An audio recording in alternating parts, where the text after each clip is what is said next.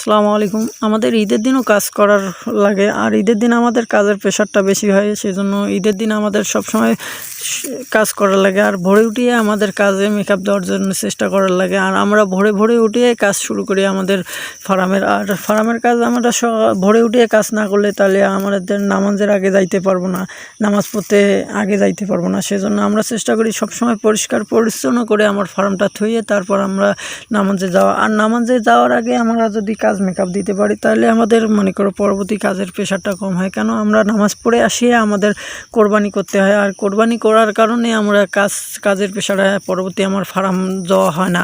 সেজন্য ফার্মের আগে আমরা কাজ মেকআপ দেওয়ার জন্য চেষ্টা করি। ঘাসের জমি গেলাম, ঘাসের জমিতে ঘাস নিয়ে আসে, তারপর আমরা এখানে আবার কাটি, তারপর আমাদের যেগুলো গরু আছে সেগুলো দেওয়ার পর তারপর ফার্মের কাজ শেষ হলে আমরা নামাজে যাব। আর আমাদের কাজ অলরেডি শেষের পথে, শেষ করে আমরা এখন নামাজে অংশগ্রহণ করব ইনশাআল্লাহ।